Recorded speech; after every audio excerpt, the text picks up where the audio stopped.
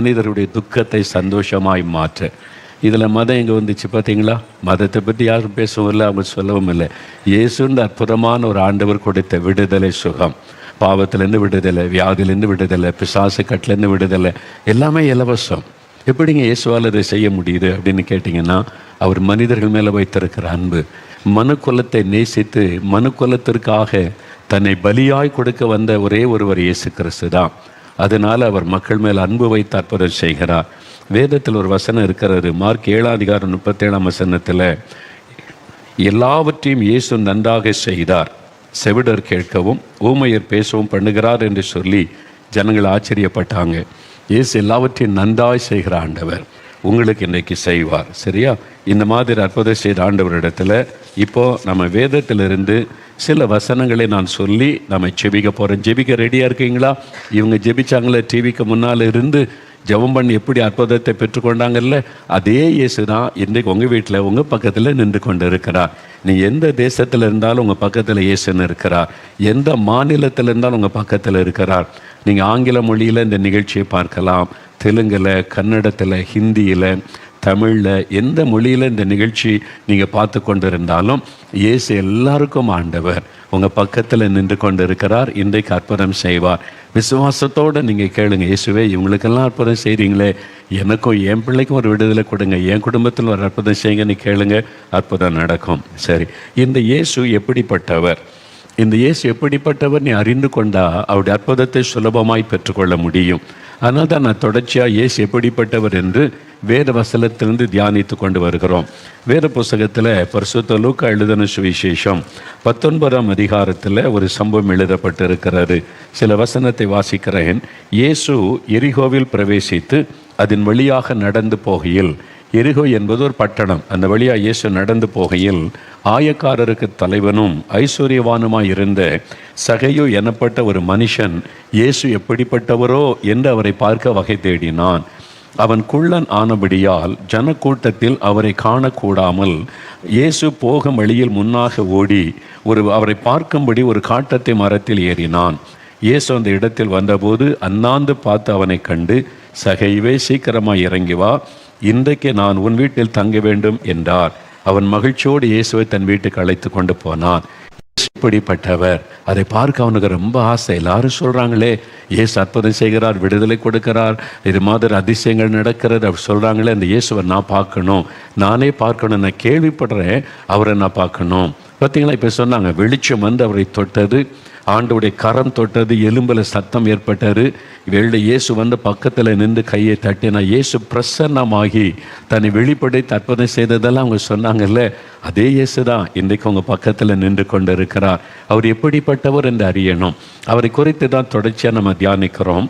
ஏசாயா 9:6 இயேசு கிறிஸ்து இந்த உலகத்தில் அவதரிக்கும் போது அவருக்கு என்ன பெயரெல்லாம் கொடுக்கப்படும் என்று, இது இயேசு பிறக்கிறதற்கு 600 வருஷத்துக்கு முன்னாலே தீர்க்க தரிசனமாக எழுதப்பட்டது.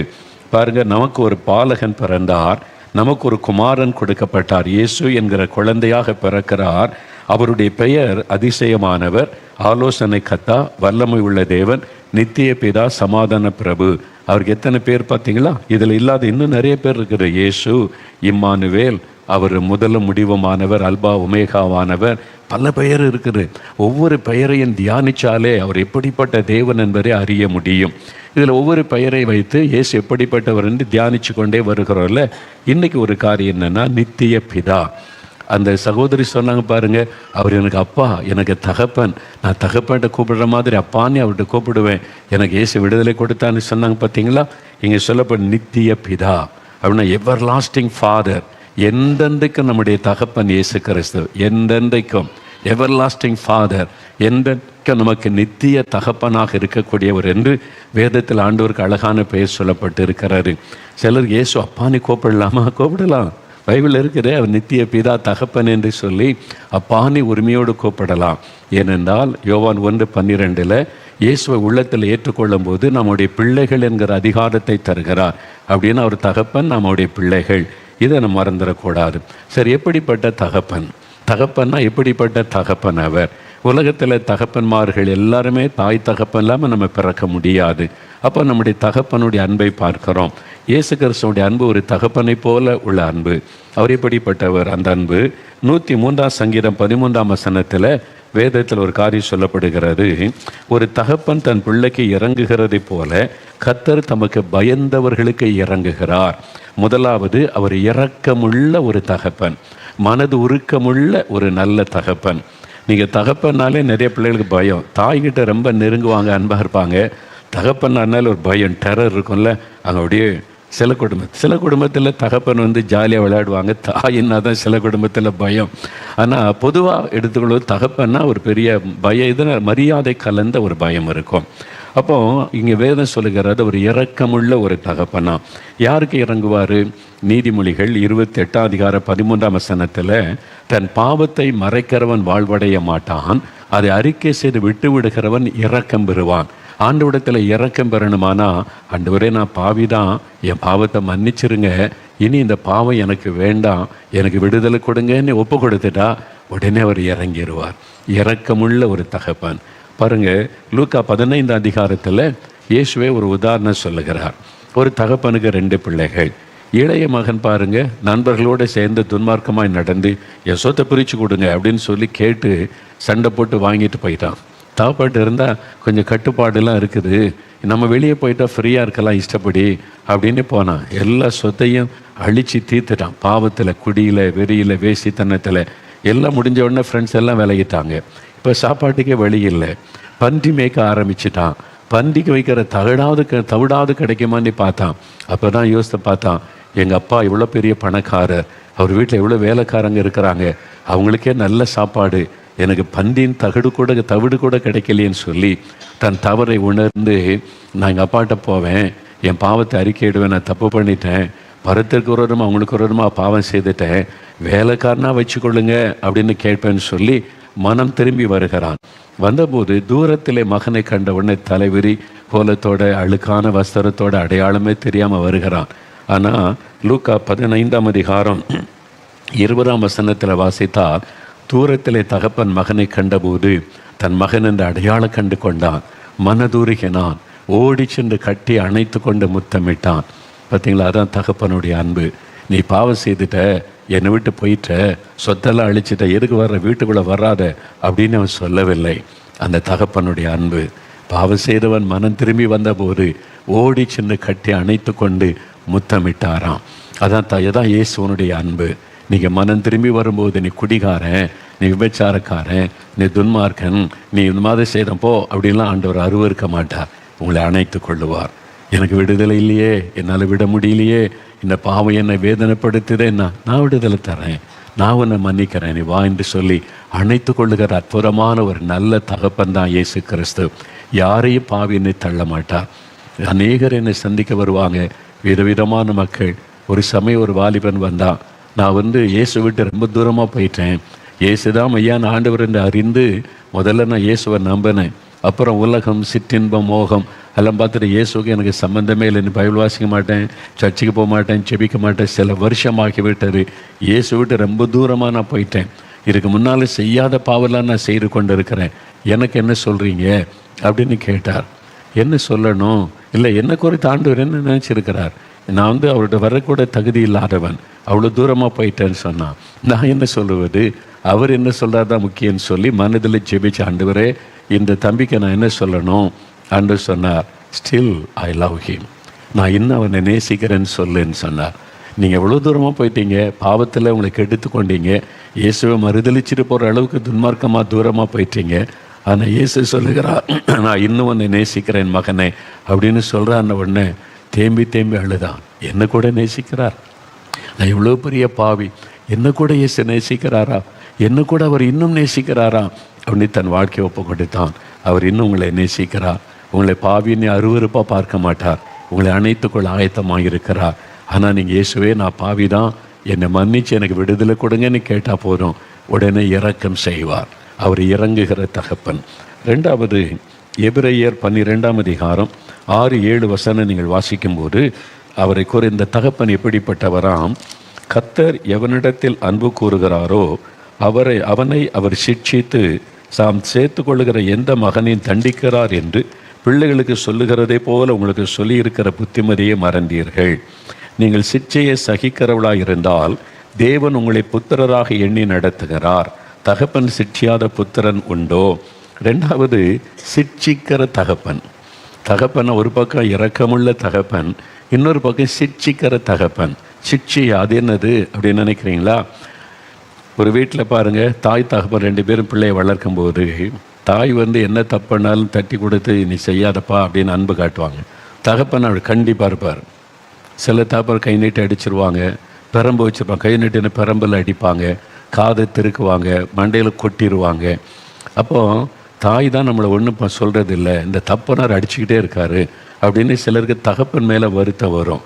தகப்பனுக்கு என் மேலே அன்பே இல்லை அப்படின்னு நினைப்பாங்க. ஆனால் அது சிட்சை. அது உங்களை தகப்பனை விட்டு புறம்பாக்குவதல்ல, உங்கள் மேலோட அன்பினாலே சிட்சிக்கிறார். ஏன் தெரியுமா?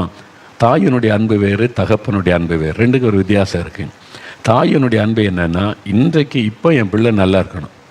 தகப்பனை சொல்ல ஒழுங்காக படிக்கலை, மார்க் எடுக்கலை, சாப்பாடு கொடுக்காரு, முழங்கால நிற்கட்டேன் கொஞ்ச நேரம் அப்படின்னு சொன்னால் தாய் தெரியாமல் கூட்டு போய் சாப்பாடு கொடுத்துருவாங்க, தெரியாமல் கூப்பிட்டு போய் அவனுக்கு செய்ய வேண்டியெல்லாம் செஞ்சுருவாங்க. ஏன் இப்படி நடக்கிற, அப்பா கோபப்படுற மாதிரி, ஜாக்கிரதையாக நடந்துக்கன்னு சொல்லி. அதனால ஏன்னா இப்போ என் பிள்ளை நல்லா இருக்கணும், இப்போ கஷ்டப்படக்கூடாது. அதுதான் தாயினுடைய அன்பு. தகப்பனுடைய அன்பு ஏன் கண்டிப்பாக இருக்காருன்னா, இப்போ விட்டுட்டா பின்னால் கெட்டு போயிடுவான். இன்னும் 5 வருஷம் கழித்து என் பிள்ளை படித்து உயர்ந்த நிலைமைக்கு வரணும். இப்போ விட்டுட்டா படிக்க மாட்டான், விளையாடி ஃப்ரெண்ட்ஸோடு சேர்ந்து கெட்டு போயிட்டான்னா அவனுடைய எதிர்காலம் பாதிக்கப்படும். தூரமாக இருக்கிற எதிர்காலத்தை குறித்த அக்கறை உள்ளதான் தகப்பனுடைய அன்பு. அதனால தான் தகப்பனார் கண்டிப்பாக இருக்கிறார், சிட்சிக்கிறார். ஆண்டவர் அப்படி தான். ஒரு பக்கம் தாயாக இருந்து தேற்றுவார், இன்னொரு பக்கம் தகப்பனாக இருந்து கண்டிப்பார். பார்த்தீங்களா, அந்த ஐயா மதுபானத்துக்கு அடிமையாக இருந்தாங்க. முழங்காலில் திடீர்னு பிரச்சனை, வீங்கி விட்டது, நடக்க முடியல, பாதிப்பு. அவங்க மனைவிலாம் ஜெபிச்சாலே கணவரை ரட்சியுன்னே எப்படி ரட்சிக்கிற சிட்சை. ஆண்டவர் அன்பின் நிமித்தமாக சிட்சித்தார். அவர் படுக்கையில் இருந்த உடனே இப்போ தான் ஆண்டவரை தேடுகிற எண்ணம் வந்தது. ஆண்டவரை தேடும்போது அற்புதம் நடந்தது. அப்போ அதே மாதிரி தான் ஆண்டவர் நம்மளை எதற்காக சிட்சிக்கிறார்? நம்ம இந்த உலக வாழ்க்கையோடு முடிவதல்ல. உலக வாழ்க்கைக்கு பிறகுதான் நிரந்தரமான வாழ்க்கை, பரலோக பாக்கியம் இருக்கிறது. அந்த பரலோகத்துக்கு போனோமானா இஷ்டப்படி வாழ முடியாது. பரிசுத்தமாக வாழணும், ஆண்டவருக்கு பிரியமாக வாழணும். அதுக்கு தான் ஆண்டவர் சிட்சிக்கிறார். நம்மை பரலோகத்தில் கொண்டு போய் சேர்க்கணும்னு எதிர்காலத்தை குறித்த ஒரு அக்கறையோடு உள்ள நல்ல தகப்பனாக இருக்கிறதுனால தான் ஆத்மா நரகத்தில் அழிஞ்சிடக்கூடாதுன்னு சொல்லி பாவம் செய்யும் போது தண்டிக்கிறார், சிட்சிக்கிறார், அடி கொடுத்து சரிப்படுத்துகிறார். இது ஆண்டவருடைய தகப்பனுடைய அன்பு. அதனால் அதை நம்ம புரிந்து கொள்ளணும். இல்லை, சிலர் சொல்லுவாங்க தகப்பனார் அடிக்கும்போது விளங்காது. சிலர் சொன்னாங்க, பிரதர் எங்கள் அப்பா ரொம்ப கண்டிப்பாக அடிப்பாங்க, தலையில் கொட்டுவாங்க, தலையெல்லாம் வீங்கிரும். இந்த மாதிரி ஒரு அப்பாவா எனக்கு அப்படிலாம் நான் வருத்தப்பட்டிருக்கிறேன். ஆனால் இப்போ எங்கள் அப்பாவுக்காக நான் ஆண்டவரை துதிக்கிறேன். அவங்க அவ்வளோ கண்டிப்பாக இருந்ததுனால தான் நான் இந்த படிப்பு படித்து மேனேஜராக அமர்ந்திருக்கிறேன். சிலர் சொல்லுவாங்க இந்த உயர்ந்த நிலைமைக்கு வர காரணம் என் தகப்பனாருடைய கண்டிப்பு. அன்றைக்கி எனக்கு வருத்தமாக தெரிஞ்சுது, இன்றைக்கி என் தகப்பனாரை நினச்சி நான் சந்தோஷப்படுகிறேன். அவங்களோட கண்டிப்பாக என்னை சிட்சித்து நடத்தினால தான் நான் நல்ல நிலைமைக்கு நான் வந்திருக்கிறேன்னு சொல்லுவாங்க. இதுதான் தகப்பனுடைய அன்பு. தூரமாக இருக்கிற காரியத்தை நினைத்து சிட்சிக்கிற அன்பு தகப்பனுடைய அன்பு. நம்ம பரலோகத்துக்கு போகணுமே, பரலோக பாக்கியத்தை இழந்து விடக்கூடாதே என்பதற்காக ஆண்டவர் நம்மை சிட்சித்து சரிப்படுத்துவார். அதனால் இன்றைக்கு ஒரு நஷ்டம் வந்திருக்குது, ஒரு இழப்பு வந்துட்டு, ஆண்டவர் எங்கள் மேலே அன்பாக இருந்தால் ஏன் இதெல்லாம் நடக்கணும் அப்படின்னு நினைக்காதங்க. உங்கள் மேலே அன்பு இருக்கிறதுனால தான் இது வந்திருக்குது. அப்போ கொஞ்சம் ஆராய்ந்து பாருங்கள். ஜெபத்தை விட்டுட்டீங்க, பரிசுத்தத்தை விட்டுட்டீங்க, பைபிள் வாசிக்கிறதை விட்டுட்டீங்க, எல்லாம் இஷ்டப்படி நடக்க ஆரம்பிச்சிட்டீங்க. ஆண்டவர் பார்த்தாரு, உங்களை சரிப்படுத்தணும்னு சொல்லி ஆண்டவர் இந்த சிட்சையை அனுமதித்திருக்கிறார். சிட்சைக்காக ஆண்டவரை துதிங்க. ஆண்டவரே இந்த பாடுகளுக்காக ஸ்தோத்திரம். அதனால தான் ஒரு பக்தன் சொல்லுகிறார், நான் உபத்திரவப்பட்டது நல்லது, அதன் மூலமாக உம்முடைய பிரமாணத்தை நான் கற்றுக்கொள்கிறேன் என்பதாய். உபத்திரவம் தான் சிட்சை. ஆண்டவர் தன் பிள்ளைகளை சிட்சித்து நடத்துகிற ஒரு நல்ல தகப்பன். அதனால அவருடைய சிட்சைக்காக ஆண்டவரை துதிக்கணும். அவர் இரக்கமுள்ள தகப்பன், சிட்சிக்கிற தகப்பன். 3வது உபாகமம் 1:31 அவரை குறித்து இன்னொரு காரியம் அழகாக சொல்லப்பட்டு இருக்கிறது பாருங்க. உபாகமம் 1:31 பைபிளில் இருக்குது. ஒரு மனிதன், அதாவது ஒரு தகப்பன் தன் பிள்ளையை சுமந்து கொண்டு போகிறது போல நீங்கள் இவ்விடத்திற்கு வருகிற வரைக்கும் நடந்து வந்த வழிகள் எல்லாவற்றிலும் உங்கள் தேவனாகிய கர்த்தர் உங்களை சுமந்து கொண்டு வந்ததை கண்டீர்களே. சுமக்கிற தகப்பன், நம்மை சுமக்கிற ஒரு தகப்பன்.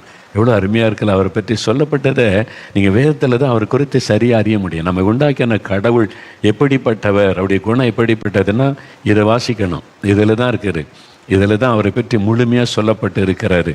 அதனால் அவருடைய பாருங்களேன், ஒரு தகப்பன் பிள்ளையை சுமப்பதை போல. நம்ம ஊர்களில் கிராமங்களில் திருவிழாலாம் நடந்த பெரும் கூட்டம் வந்துடும்ல. அப்போ கூட்டத்தில் சின்ன பிள்ளைகளை தகப்பன் கையில் பிடிச்சிட்டு போவார். போனால் கூட்டத்தில் ஒன்றும் தெரியாது பிள்ளைகளுக்கு. அப்படியே எட்டி எட்டி தகப்பன் முகத்தை பார்க்கும், தெரியாது. கூட்ட நெரிசலில் திடீர்னு நெரிப்பாங்க, பிள்ளையினுடைய காலில் மிதிச்சிருவாங்க, பிள்ளை கஷ்டப்படும். அப்போ பிள்ளைக்கு பாதிப்பு வருது. அதால் எல்லா திருவிழாவும் பார்க்க முடியல. உடனே தகப்பன் நினைச்சு அந்த குழந்தை தூக்கி தோளில் வைத்து கொள்வாங்க. பார்த்துருக்கீங்களா? தோள் மேலே வச்சு கொள்வாங்க. தாய் சுமக்கிறதற்கும் தகப்பன் சுமக்கிறதுக்கு வித்தியாசம் இருக்குது. தாய் கையில் ஏந்துவாங்க, இடுப்பில் வைத்து சுமப்பாங்க. அது தாய் சுமக்கிற ஒரு சுமை. குழந்தை சுமக்கும்போது முதல்ல கைகளில் ஏந்துவாங்க, அப்புறம் இடுப்பில் வைத்து சுமப்பாங்க. இப்போ நிறையா வெளிநாடு மாடர்ன் ஒரு தொட்டில் மாதிரி முன்னாலே தொங்க விட்டு பிள்ளையை வைத்து கொண்டு சுமக்கிறாங்க. அது மாதிரி விதவிதமாக உண்டு ஒவ்வொரு பகுதியில். ஆனால் பெரும்பாலும் கிராமத்தில் பாருங்கள், குழந்தையை தோள் மேலே வச்சு சுமக்கிறது தகப்பன். தகப்பன் தோளில் தூக்கி வச்சுட்டா அந்த குழந்தை பாருங்கள் கம்பீரமாக இருக்கும். தகப்பனுடைய தோள் மேலே உட்காந்து எப்படி இருக்கும் குழந்தை, யோசித்து பாருங்கள். எல்லாத்தையும் பார்க்க முடியுதுப்பா, நான் நல்லா பார்க்குறேன்னு சொல்லும். இப்போ எந்த ஆபத்தும் இல்லை, யாருடைய காலும் மிதிப்படாது, நெருக்கம் வராது, பாதுகாப்பாக இருக்கும் தகப்பனுடைய தோளில். அதே மாதிரி தான் ஆண்டவர் நம்மை சுமக்கிறாராம். உலகத்தில் எத்தனையோ பாடுகள், பிரச்சனை, நெருக்கங்கள், அது நம்மை சேதப்படுத்தாதபடி, கஷ்டப்படுத்தி விடாதபடி நம்மை சுமக்கிற ஒரு தகப்பன், தோள் மேலே வைத்து சுமக்கிறவர். நான் நினச்சேன் நம்ம ஊரில் கிராமத்தில் தான் தகப்பன்மார் இப்படி பிள்ளையை தோளில் வச்சு சுமப்பாங்க. நான் அமெரிக்கா தேசம் போயிருந்தேன்னா, அப்போவே 25 வருஷத்துக்கு முன்னால் நான் முதல் முறை போயிருக்கும்போதே நியூயார்க்கில் ஒரு ஸ்ட்ரீட்டில் நாங்கள் நடந்து போகும்போது பார்த்தேன், நெருக்கம், நிறைய கூட்டம். அதில் சில தகப்பன்மார்கள், இந்தியர்கள் இல்லை, வெள்ளைக்காரங்க, சில தகப்பன்மார் பிள்ளையை தோளில் வச்சு சுமந்து கொண்டு போகிறத நான் பார்த்து எனக்கு ஆச்சரியம். நம்ம ஒரு கிராமத்தில் தகப்பன்மார், அப்போ உலகத்தில் எங்கே போனாலும் தகப்பனுடைய பாசம் அப்படி தான். குழந்தைக்கு தோளில் வைத்து கொண்டு அவங்க போகிறாங்க. அந்த அவ்வளோ கூட்ட நெரிசலில் பிள்ளைக்கு எந்த பாதிப்பும் வரக்கூடாது என்று. அதான் தகப்பனுடைய அன்பு. நம்ம ஆண்டவர் இயேசு நமக்கு ஒரு நல்ல தகப்பன், நம்மை தோளில் வைத்து சுமக்கிற ஒரு நல்ல தகப்பன் அவர். ஆம் பிரியமானவர்களே, ஒரு மேய்ப்பன் ஒரு ஆட்டை தோள் மேலே சுமந்துக்கிட்டு போனானா. அது கால் ஒடிஞ்சிருக்குது, காலில் கட்டு போட்டு பெரிய சுமக்கூடும், பெரிய ஆடு, குட்டியில் அது தோளில் வச்சு சுமந்துக்கிட்டு போகிறான். அது நிறைய ஆடுகளை ஓட்டி கொண்டு போகிறான். அப்போ ஒருத்தர் கேட்டார், போய்ட்டு மேய்ப்பனை பார்த்து, என்னப்பா இவ்வளோ பெரிய ஆட்டை தோளில் சுமக்கிறியே, உனக்கு வலிக்காதா அப்படின்னு கேட்டால், பெரிய ஆடாக இருக்குதுன்னு கால் ஒடிஞ்சிட்டியா, அதனால் அதால் நடக்க முடியாது, தோளில் தூக்கி சுமக்கிறேன். நீ எப்படிப்பா உடைஞ்சிது அப்படின்னு கேட்டால், நான் தான் உடைச்சேன் அப்படின்னு சொன்னானா. நீ தான் உடைச்சியா? ஆட்டு காலை உடைச்சிட்டு தூக்கி சுமக்கிறியான்னா, இது கொஞ்சம் கீழ்ப்படியாமல் நடந்துச்சு, அங்கங்கே ஓடும், மந்தையோடு சேர்ந்து போகாது, பச்சை அங்கேருந்து அடுத்த ஆள் தோட்டத்துக்குள்ளே நுழைஞ்சிரும். இது மாதிரி அது ஆபத்து, மிருகங்களால் ஆபத்து. இது அங்கங்கே விலகி ஓடுது, மந்தைக்குள்ளே நிற்க மாட்டேன்னு கோரில் அடி கொடுத்தேன்னா எலும்பு உடஞ்சிட்டு நொண்ட ஆரம்பித்தோடனே எனக்கு ரொம்ப பரிதாபம் ஆயிடுச்சு. நானே காயத்தை கட்டினேன், மருந்து போட்டிருக்கிறேன். இப்போ அதால் சரியாக நடக்க முடியாதா, தோளில் சுமக்கிறேன். இதுதான் தகப்பனுடைய அன்பு. நம்முடைய அப்பா இயேசு அப்படி தான். நம்ம கீழ்ப்படியில் தப்பு பண்ணுறோம், விலகி போகிறோன்னு அடி கொடுத்து சரிப்படுத்துவார். காயப்படுத்தினாலும் அவர் காயப்படுத்தி காயம் கட்டுகிற தேவன்னு பைபிளில் இருக்குது. இவ்வளோ அற்புதமான தேவன் பார்த்தீங்களா. ஏமாற்றுகிற ஆண்டவர் இல்லை. உனக்கு அது வேணுமா, இது வேணுமா, அது நடக்கணும், இங்கே வா, அங்கே வா, இந்த காசு கொடு, அந்த காசு கொடு, இதை செஞ்சிரு, அதை செஞ்சிரு, பரிகாரம் செஞ்சிரு, இப்படிலாம் சொல்லி ஏமாற்றுகிறவர் அல்ல இயேசு கிறிஸ்து. தப்பு பண்ண அடி கொடுத்து சரிப்படுத்துவார். காயப்பட்டு அவரே நம்மளை தூக்கி சுமப்பார். எவ்வளோ நல்ல தகப்பன் பார்த்தீங்களா. அவரை சொந்தமாக்கி கொண்டா அவ்வளோ சந்தோஷமாக இருக்கும். என்ன நடந்தாலும் அதை நமக்கு நன்மைக்கு ஏதுவாக நடத்துவார், மகிழ்ச்சியாக இருக்கும். ஒரு அற்புதமான தகப்பன். அதை அந்த சகோதரி திரும்ப திரும்ப சொன்னாங்க, அவர் எனக்கு அப்பா, அவர்கிட்ட அப்பான்னு கூப்பிட்டு உடனே பதில் தருகிறார். எவ்வளோ நல்ல ஆண்டவர் பார்த்தீங்களா. உங்களுக்கு தகப்பனாக இருப்பார். அவர் நல்ல தகப்பன். அவர் தகப்பனாக நீங்கள் ஏற்றுக்கொண்டா, அவருடைய பிள்ளைகளாக மாறிட்டீங்கன்னா அவர் அப்பான்னு உரிமையோடு நீங்கள் கூப்பிட முடியும். அதற்கு இயேசு உள்ளத்தில் ஏற்றுக்கொண்டால் போதும். அவர் உள்ளத்தில் ஏற்றுக்கொள்ளும் போது தேவனுடைய பிள்ளைகள் என்கிற அதிகாரம். அப்போது உங்கள் குழந்தை பாருங்கள், உங்கள்கிட்ட கேட்கும்போது, சின்ன குழந்தை 5 வயசு பிள்ளை அப்பாப்பா எனக்கு ஏதாவது தருவம் போடுங்க, எனக்கு ஹெல்ப் பண்ணுங்கப்பா, தயவு செய்து அப்படி கேட்குமா, அப்பா எனக்கு வாங்கிட்டு வாப்பா, இதை எனக்கு செய்யப்பா, உரிமையாக கேட்கும் பார்த்தீங்களா. அதுதான் உரிமை. நம்ம அப்பாவை அவருடைய பிள்ளையை மாறிட்டோன்னா உரிமையாக கேட்கலாம். ஆண்டவரே நம்முடைய பிள்ளை தானே, எனக்கு இதை செய்யுங்க அப்படின்னு ஆண்டவர் மறுப்பாரா? மறுக்கவே முடியாது. என் பிள்ளை என் ரத்தத்தினால கழுவப்பட்ட என் பிள்ளை எனக்கு தன்னை ஒப்பு கொடுத்துருக்காரு, என்னுடைய மகன் என்னுடைய மகள் கேட்கிறானே, உடனே ஆண்டவர் செய்வார். உரிமையாக நீங்கள் கேட்கலாம். அதுதான் இயேசு கிறிஸ்துவுக்கு நமக்கும் உள்ள அற்புதமான உறவு. அதை கொடுக்கத்தான் அவர் மனிதனாய் உலகத்தில் வந்தார். சரி, கடைசி இன்னொரு வசனம் பாருங்க, மத்தேயு 7:11. அவர் தகப்பன், இதை பற்றி என்ன தியானிச்சுக்கிட்டே இருக்கலாம். இன்னும் நிறைய வசனம் இருக்குது ஒரு தகப்பனா என்னெல்லாம் செய்கிறாருன்னு சொல்லி. நீங்கள் வேதத்தை வாசிக்க ஆண்டவரை பற்றி நான் இப்படி அற்புதமான காரியத்தில் அறிய முடியும். பாருங்க, மத்தேயு 7:11 இயேசு சொல்லுகிறார், பொல்லாதவளாகிய நீங்கள் உங்கள் பிள்ளைகளுக்கு நல்ல ஈவுகளை கொடுக்க அறிந்திருக்கும் போது பரலோகத்தில் இருக்கிற உங்கள் பிதா, உங்கள் தகப்பன் தம்மிடத்தில் வேண்டிக் கொள்ளுகிறவர்களுக்கு நன்மையானவைகளை கொடுப்பது அதிக நிச்சயம் அல்லவா? அடுத்து பாருங்க, அவர் நன்மையானவைகளை தருகிற ஒரு தகப்பன், நம்ம மேலே இரக்கமுள்ள ஒரு தகப்பன், நம்மளை சிட்சித்து நடத்துகிற தகப்பன், நம்மை தூக்கி சுமக்கிற ஒரு தகப்பன், நமக்கு நன்மையானவைகளை தருகிற தகப்பனா. ஆண்டவரே சொல்றார் பாருங்களேன், உனக்கு நன்மையானவைகளை தருகிற ஒரு நல்ல தகப்பன் அவர். உங்களுக்கு என்ன வேணும்? என்ன நன்மை கேட்டாலும் அவர் செய்வார். உங்களுக்கு குழந்தை செல்வம் தருவார், சுகம், விடுதலை, வேலை, கடன் பிரச்சனை மாறணும். என்ன நன்மை அன்றைக்கி உங்களுக்கு வேணும்? அப்பா, நான் உங்களுடைய பிள்ளை வந்திருக்கிறேன், எனக்கு இந்த நன்மை வேணும், எங்கள் குடும்பத்தில் இந்த அற்புதத்தை செய்யுங்கப்பா, நாங்கள் உங்கள் பிள்ளைங்க தானே, எங்களுக்கு செய்யுங்க. உரிமையாக கேட்டு பாருங்கள். நன்மையானவைகளை தருகிற ஒரு தேவன். அவர் கொடுக்குற நன்மையில் பெரிய நன்மை என்ன தெரியுமா? லூக்கா 11:13 இதே காரியத்தில் இயேசு சொல்லும்போது சொல்லுகிறார், என்ன சொல்கிறார் பாருங்க, பொல்லாதவளாகிய நீங்கள் உங்கள் பிள்ளைகளுக்கு நல்ல ஈவுகளை கொடுக்க அறிந்திருக்கும் போது பரமபிதாவானவர் தம்மிடத்தில் வேண்டிக் கொள்ளுகிறவர்களுக்கு பரிசுத்த ஆவியை கொடுப்பது அதிக நிச்சயம் அல்லவா? ஆண்டவர் கொடுக்கிற பெரிய நன்மை என்ன தெரியுமா? பெரிய கிஃப்ட் பரிசுத்த ஆவியானவர். ஆண்டவரே, எனக்கு அந்த பரிசுத்த ஆவியை தாங்க, என் மேலே அந்த ஆவியானவர் இருந்து என்னை நடத்தணும். அந்த பரிசுத்த ஆவியானவர் என்பது தேவனுடைய வல்லமையின் ஆவியானவர். அவர் வந்து நமக்குள்ளே வாசம் பண்ணும்போது இயேசு எப்போது நம்மோடு இருப்பதை உணர முடியும். அவர் அழகாய் நம்ம நடத்துவார். அப்போ நீங்கள் கேட்டால் அந்த அபிஷேகத்தை, பரிசுத்த ஆவியை தருவார். நன்மையான ஈவுகளை உங்களுக்கு தருவார். என் பிள்ளைக்கு திருமணம் ஆகணும்ப்பா, ஆண்டவர் செய்வார். என் பிள்ளைக்கு ஒரு வேலை கிடைக்கணும்ப்பா, ஆண்டவர் செய்வார். எங்களுக்கு சொந்த வீடுகளில் ஒரு வீடு வேணும்ப்பா, ஆண்டவர் தருவார். எங்களுக்கு குழந்தை இல்லை, அந்த நன்மையை தாங்க. எந்த நன்மையாக இருந்தாலும் இயேசுன்னு சொல்லி கூப்பிட்டு கேட்டு பாருங்கள், கட்டாயம் அதை உங்களுக்கு தருவார். இவ்வளோ நல்ல தகப்பன் பார்த்தீங்களா? இவ்வளோ அற்புதமான ஒரு தகப்பன், என்றென்றைக்கு நம்மோடு கூட இருக்கிற நல்ல தகப்பன் அவர். உரிமையோடு அவரை அப்பான்னு கூப்பிட்டு நம்ம செபிக்க முடியும். பாருங்கள், இந்த ஆசீர்வாதத்தை நமக்கு கொடுக்கறதற்காக தன்னை சிலுவையில் அவர் பலியாய் கொடுத்தார். என் பிள்ளைகளை நான் ஆசீர்வதிக்கணும், இந்த சாபம் இந்த உலகத்தில் இருக்குது, பாவத்தின் பாதிப்பு இருக்குது, அதெல்லாம் மாற்றி என் பிள்ளைகளை நான் ஆசீர்வதிக்கணுமானா நான் அதுக்கு ஒரு பரிகாரம் செய்யணும். பரிகாரம் செய்தால் தான் மாற்ற முடியும். பாவத்துக்கு பரிகாரம், சாபத்துக்கு பரிகாரம், வியாதிக்கு பரிகாரம், தோஷத்துக்கு பரிகாரம், இந்த பதெல்லாம் மாறினா தான் ஆசீர்வாதம். அப்போ அதுக்கு என்ன செய்யணும்னா, அவரே மனிதனாய் வந்து தன்னுடைய பரிசுத்தமுள்ள இரத்தத்தை சிலுவையில் சிந்தி தன்னை பரிகாரியாக தன்னை சிலுவையில் ஒப்பு கொடுத்தார். என்ன அடிங்க, என் ரத்தத்தை சிந்துங்க, என்னை காயப்படுத்துங்க, நான் பரிகாரியாக என் பிள்ளைகளுக்காக மறித்து நான் உயிரோடு எழும்புறேன், என் பிள்ளைகளை நான் ஆசீர்வதிக்கணும், இந்த பாவ சாபத்திலிருந்து விடுதலை கொடுக்கணும்னு சொல்லி அவரே சிலுவையிலே தன்னை பலியாய் கொடுத்தார். அது அவர் தான் பரிகாரி. பாவத்துக்கு பரிகாரம் இயேசு, சாபத்துக்கு பரிகாரம் இயேசு, தோஷத்துக்கு பரிகாரம் இயேசு, வியாதிக்கு பரிகாரம் இயேசு, எல்லாத்துக்குமே பரிகாரி அவர் தான். அதுக்கு ஏதாவது பணம் கொடுக்கணுமா? ஒன்றும் தேவையில்லை, விசுவாசித்தால் மட்டும் போதும். ஆண்டு என்னை நீ விசுவாசித்தா நான் உனக்கு அற்புதம் செய்கிறேன். ஆண்டவர் வந்து காணிக்கை பணம் அதை வச்சு செய்கிறவர் அல்ல. அது மாதிரி காரியத்தில் இயேசுவிடத்தில் காசு கொடுத்தெல்லாம் ஆண்டவரே ஒரு 1,00,000 ரூபா தந்துடுறேன், என்னை சுகமாக்கிறேங்க, ஆனால் கொஞ்சம் குடிப்பேன், எனக்கு அதை விட முடியாது, காணிக்க தரேன்ல, என்னை ஆசீர்வதிச்சிருங்கன்னா முடியாது. நீ பாவத்தை விட்டு மனம் திரும்பு, முதல்ல உன் வாழ்க்கை மாறணும், அப்போ தான் உனக்கு அற்புதம் செய்வேன். அதுதான் தகப்பனுடைய அன்பு. இல்லை எப்படி வாழ்ந்துக்க, லஞ்சம் வாங்கி ஊழல் பண்ணி ஏமாத்து, மக்களெல்லாம் ஏமாத்து, ஓட்டுக்காக பணத்துக்காக என்ன வேணாலும் ஃப்ராடுத்தனம் பண்ணு, நீ பக்தியாக வந்தால் போதும். இது இயேசுகிட்ட நடக்காது. நீ மனம் திரும்பணும், உன் பாவத்தை உணரணும். ஜனங்களை ஏமாத்தினல்ல, மனம் திரும்பு. மற்றவங்க பணத்தை ஏமாற்றி எடுத்தல்ல, மனம் திரும்பு. நீ குடிச்சிட்டு வந்து மனைவி அடிச்சல்ல, மனம் திரும்பு. நீ பொய் சொல்லி மற்றவங்களை வஞ்சித்தல, மனம் திரும்பு. நீ மக்களை ஏமாத்தினல்ல, மனம் திரும்பு. அதை உணர்ந்து மனம் திரும்பினா மட்டும்தான் இயேசுகிட்ட ஆசீர்வாதம் பெற முடியும். நீங்கள் ரெண்டுக்குள்ள வித்தியாசத்தை புரிந்து கொள்ளுங்கள். நீ என்ன வேணாலும் பண்ணு, தட்டு நிறைய காணி கொண்டு வந்துட்டா அவனுக்கு ஆசீர்வாதம், முதல் மரியாதை இது இயேசுகிட்ட கிடைக்காது.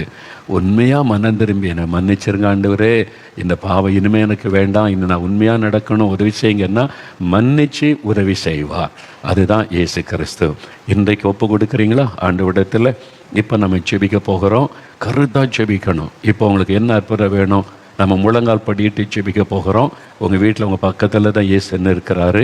எங்கோ இருக்கிறாரு, நால்மாவடியில் இருக்கிறாரு, அங்கேருந்து ஏதோ இயேசு போகிறாரு. உங்கள் வீட்டில் உங்கள் பக்கத்தில் தான் இருக்கிறாரு. அவர் எங்கு வியாபித்து இருக்கிற ஆண்டவர், எல்லா தேசத்திலும் இருக்கிறார். எல்லா குடிசை வீடாக இருந்தாலும் அங்கே இருக்கிறார். நீங்கள் ஒரு பெரிய வீட்டில் இருந்தாலும் அங்கும் இருக்கிறார். எல்லா இடத்துலையும் இயேசு வியாபித்து இருக்கிறார். இப்போ முழங்கால் படியிட்டு நம்ம கருத்தாக செபிக்க போகிறோம்.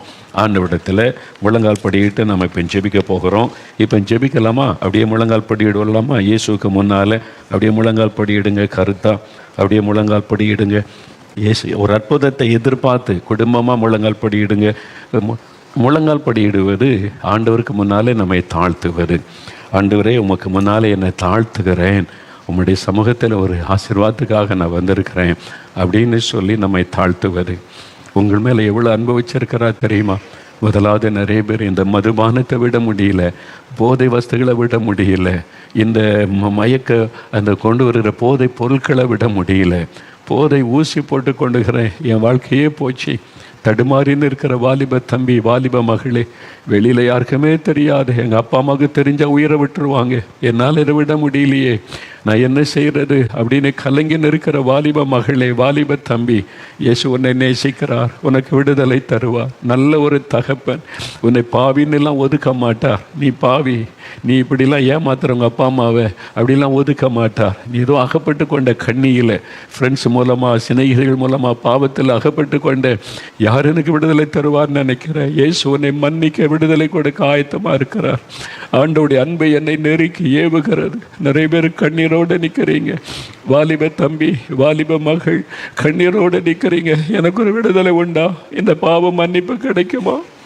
என்னால் இதை விட முடியுமா? என் வாழ்க்கையை அழிஞ்சு போச்சுரே, எங்கள் அப்பா அம்மாவுக்கு தெரிஞ்சால் உயிரை விட்டுருவாங்களே, என்னை நம்புகிறாங்களே, நான் இந்த மாதிரி இருக்கிறேனே என்று உன்னையே நினைத்து துக்கப்பட்டு கண்ணீரோடு நிற்கிற வாலிப தம்பி, வாலிப மகளே, உன்னை ஆண்டவர் பார்க்கிறார்.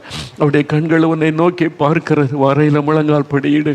அப்படியே இயேசுவை பார்த்து சொல்லி, இயேசுவே, என்னை மன்னிச்சிருங்க, எனக்கு விடுதலை கொடுங்க, என்னால் விட முடியல, என்னால் நிம்மதியாக இருக்க முடியல, பைத்தியம் பிடிச்ச மாதிரி ஆயிருது, என்னால் இந்த மதுபானத்தை விட முடியல, போதை வஸ்துகளை விட முடியல, ஐயோ, நான் தவறான ஃப்ரெண்ட்ஷிப்பில் அகப்பட்டு கொண்டேனே, தவறான ஒரு உறவில் அகப்பட்டு கொண்டேனே, விட முடியலையே. இயேசுவே, இயேசுவே, எனக்கு உதவி செய்யுங்க, என்னை மன்னிங்க. ஜெபமண்ணு மகளே, ஜெபமண்ணு மகனே, ஆண்டவர் உன் அருகில் நின்று கொண்டு இருக்கிறார். நீ ஏன் தற்கொலை பண்ணி சாகணும்னு நினைக்கிறேன்? எங்கள் அப்பா அம்மாவுக்கு அவமானத்தை உண்டாக்குறதை விட நான் செத்து போகிறது நல்லா இருக்கும்னு நினைக்கிறியே? இல்லை, உன் நிமித்தம் உங்கள் அப்பா அம்மா சந்தோஷப்பட போகிறாங்க. உன் வாழ்க்கை ஆண்டவர் மாற்றத்தை அவன் பக்கத்தில் வந்திருக்கிறான். நீ தற்கொலை பண்ணுற காரியத்திலேருந்து உனக்கு விடுதலை கொடுத்து நான் உன்னை வாழ வைக்கிற ஆண்டவர் என்று சொல்லுகிறான். ஆண்டோடத்தில் ஒப்பகொடு, ஒப்பகொடு.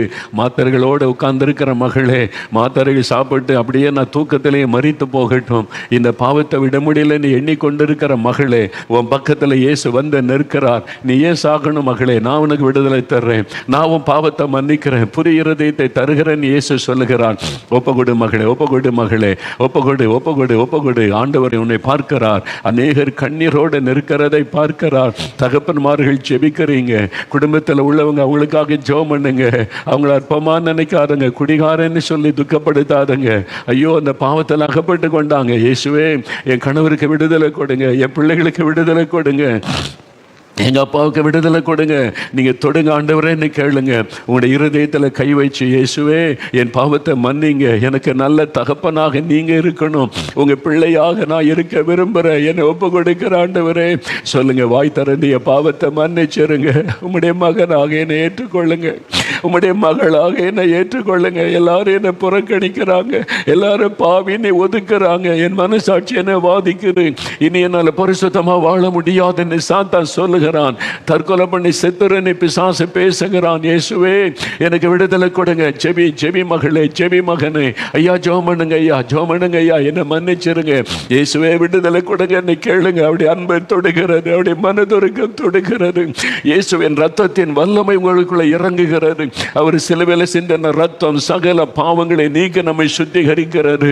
இயேசு கிறிஸ்து விடுதலையாக்கினால் மெய்யாகவே விடுதலை ஆவீர்கள். இயேசுடைய ரத்தத்தின் வல்லமை இவங்க மேல இறங்கட்டும். இப்பொழுது மதுபான பழக்கம், போதை வஸ்துகள், பாவ அடிமை தன்னத்தில் இந்த விடுதலை இயேசுவின் நாமத்தில் உண்டாகட்டும். இயேசுவே உம்முடைய ரத்தத்தின் வல்லமை அவங்க மேல இறங்கட்டும். இன்றைக்கு கூட இந்த பாவ கட்டுகள் எல்லாம் அறுக்கப்படட்டும், சாப கட்டுகள் எல்லாம் அறுக்கப்படட்டும். இயேசு கிறிஸ்துவின் நாமத்தில், இயேசு கிறிஸ்துவின் ரத்தத்தின் வல்லமையினால் இவர்களை உம்முடைய பிள்ளைகளாக அணைத்துக் கொள்ளுங்கப்பா. மகனே மகளே என்று அணைத்துக் கொள்ளுங்கப்பா. ஆண்டவரே கண்ணீரோடு நிற்கிறாங்கப்பா, அழுகிறாங்க. ஆண்டவரே யார் விடுதலை தருவார்கள் என்று ஏங்கி நிற்கிறாங்க. ஆண்டவரே தொடுங்க, ஆண்டவரே தொடுங்க, ஆண்டவரே ஒவ்வொருவரையும் தொடுங்க. ஒவ்வொரு வீட்டுகளையும் ஒவ்வொரு அறைகளுக்குள்ள கடந்து செல்லுங்க. ஆண்டவரே கார்ல இருந்து கொண்டு இதை பார்த்து ஜெபிக்கிறாங்களே அந்த வாலிப தம்பியை தொடுங்க ஆண்டவரே. இன்றைக்கு விடுதலை கொடுங்க ஆண்டவரே. அந்த தற்கொலை எண்ணங்கள் மாறட்டும், ஒரு விடுதலையின் வல்லமை இறங்கட்டும். தொடுங்க ஆண்டவரே, ஒவ்வொருவரையும் தொடுங்க. உம்முடைய பிரசன்னம் இறங்குகிறதற்காய் நன்றி. ரத்தத்தின் வல்லமை இறங்குகிறதற்காய் நன்றி. இருதயத்தில் கை வச்சு இயேசுவே உள்ளத்தில் வாங்க, உங்களை நான் என் தகப்பனாக ஏற்றுக்கொள்கிறேன், என்னுடைய பிள்ளையாக ஏற்றுக்கொள்ளுங்க. ஜெபிங்க ஜெபிங்க. இயேசுவே என் உள்ளத்தில் வாங்க, எனக்குள்ளே தங்குங்க, என்னுடைய மகனாக ஏற்றுக்கொள்ளுங்க, மகளாக ஏற்றுக்கொள்ளுங்க. கண்ணீரோடு அநேகர் ஜெபிக்கிறாங்களே தகப்பனே, இவங்க யாரிடத்துல போவாங்கப்பா? உங்களை தவிர யார் இவங்களுக்கு விடுதலை தர முடியும்? உங்களை தவிர யார் இவங்களுடைய பாவத்தை மன்னிக்க முடியும்? யார் அற்புதம் செய்ய முடியும்? நீங்க தானே இவங்களுக்காக மரித்து உயிர்த்தெழுந்தீங்க. அணைத்துக் கொள்ளுங்க, அணைத்துக் கொள்ளுங்க. இந்த மகளை அணைத்துக் கொள்ளுங்க, அணைத்துக் கொள்ளுங்க. அவங்களுடைய முத்தமிடுங்க, அவங்களுடைய துக்கத்தை மாற்றுங்க, பாவக்கட்டுகளை அரித்து போடுங்க. அநேகர் மேல சாண்டவுடைய ரத்தத்தின் வல்லமை இறங்குகிறது. பாவத்தை கொண்டு வந்து அடிமைப்படுத்தின ஆவிகள் விலகுகிறது. இயேசு கிறிஸ்துவின் நாமத்தில் பொல்லாத பிசாசு என் பிள்ளைகளை, ஆண்டவருடைய பிள்ளைகளை அடிமையாக்கி வேதனைப்படுத்தி தற்கொலை தோண்டுகிற பொல்லாத சாத்தானே, உன்னை கடிந்து கொள்ளுகிறேன் இயேசுவின் நாமத்தில். இந்த வாலிப தம்பி விட்டு விலகி போ, இந்த வாலிப மகளை விட்டு விலகி போ. குடிவெறியின் ஆவியை உன்னை கடிந்து கொள்ளுகிறேன். இந்த தகப்பனாரை விட்டு விலகி போ, இந்த மகளை விட்டு விலகி போ. பொல்லாத விபச்சாரத்தின் ஆவியை, இச்சையை தூண்டுகிற சாத்தானை விலகு இயேசுவின் நாமத்தில் என்று உன்னை கடிந்து கொள்ளுகிறேன். என் இயேசுவின் ரத்தத்தின் வல்லமை இறங்கட்டும், விடுதலை உண்டாகட்டும். இன்றைக்கோடு பாவ கட்டுகள் அறுக்கப்படட்டும், சாத்தானுடைய வல்லமை அழிக்கப்படட்டும். வஞ்சிக்கிற பொல்லாத பிசாசு, என் ஜனத்தை ஏமாற்றுகிற பொல்லாதவனே, நீ பிசாசு என்பதை மறைத்து என் ஜனங்களை ஏமாற்றி கொண்டிருக்கிற சாத்தானை கடிந்து கொள்கிறேன். விலகு இயேசுவின் நாமத்தினாலே. விடுதலை விடுதலை ஒவ்வொரு குடும்பத்திலும் உண்டாகட்டும், ஒவ்வொரு பிள்ளைகளுக்கும் உண்டாகட்டும். ஒரு சந்தோஷம் உள்ளத்தில் வரட்டும். Thank you Lord. நம்முடைய வல்லமை இறங்குகிறது. கர்த்தருடைய வெளிச்சம், கர்த்தருடைய வெளிச்சம் அநேகர் மேலே இறங்குவதை நான் பார்க்கிறேன். இருளின் வல்லமைகள் விலகுகிறது, இருளின் கிரியைகள் அழிக்கப்படுகிறது, பாவ இருள் விலகுகிறது, சாப இருள் குடும்பத்தை விட்டு விலகுகிறது. கர்த்தருடைய வெளிச்சம் உங்க வீட்டுக்குள்ளே வருகிறது. வெளிச்சம் வர வர இருள் தானாய் விலகுகிறது. விடுதலை விடுதலை விடுதலை. பல குடும்பத்துக்குள்ளே இன்னைக்கு விடுதலை. பாவத்திலிருந்து சாபத்திலிருந்து விடுதலை. பரம்பரையாய் தொடர்ந்து வந்த பாவ கட்டுகள், சாப கட்டுகள் அறுக்கப்பட்டு கொண்டு இருக்கிறது. விடுதலை. உங்களுடைய வீட்டுக்குள்ளே விடுதலை வருகிறது, சந்தோஷம் வருகிறது. இயேசுவே ஸ்தோத்திரம்னு சொல்லுங்க. இயேசுவே உமக்கு நன்றி, இயேசுவே உமக்கு நன்றி. நீர் கொடுத்த விடுதலைக்காக நன்றி, விடுதலைக்காக நன்றி. உமக்கு நன்றி ஆண்டவரே, உமக்கு நன்றி.